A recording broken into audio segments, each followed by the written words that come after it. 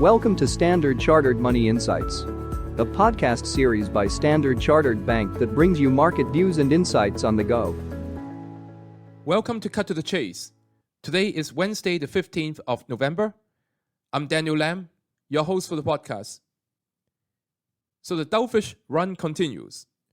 While 12-month core CPI is still running at 4% from yesterday's print, 12-month core CPI excluding shelter is down to 2%, right on top of its pre-pandemic average. This means that shelter is the only item keeping core inflation above target. But as we discussed in our podcast last Thursday, trends in market rents is pointing to a rapid deceleration in shelter inflation during the next 6 to 12 months.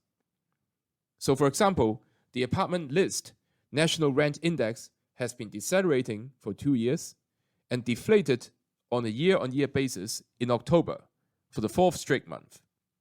There's also supply-side pressure because apartment vacancies are back to their pre-pandemic levels and the pipeline of new units under construction has topped the previous all-time high for 12 consecutive months.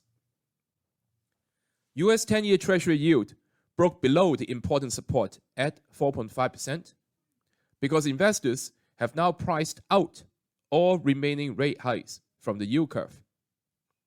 In fact, the Fed funds futures curve is priced for a 25 bips point rate cut by next June and for 50 bips of easing by next July. Now technically, it seems that the US 10-year Treasury yield may be trading between 4.2% to 4.5% over the near term. And this, in turn, fed through to weakness in the US dollar. The DXY index broke below the 105 key level of support, which has become resistance level now. And technically, the DXY index is pointing towards the next level at 103. Now, economic surprise outperformance from the rest of the world may be driving this, because the US economic surprise has been weakening, while expectations is quite low for many parts of the world, making it easier for the rest of the world to beat. The case in point was the recent beat in Germany's ZEW survey. And don't forget China, with its recent expansion of fiscal stimulus, as well as the very recent reports regarding expansion of stimulus on the property front. So the CPI report overnight reinforces our focus on long-duration ideas, such as long DM-IG government bonds, short US dollar, and also long US equities, especially the two growth sectors in technology and communication services. That is all from me for today.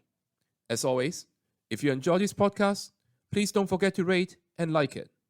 Thanks for listening, and we wish you a happy day ahead. Thank you for listening to Standard Chartered Money Insights, a podcast series by Standard Chartered Bank. For more details, visit Market Views on the Go on our website or click the link in the description.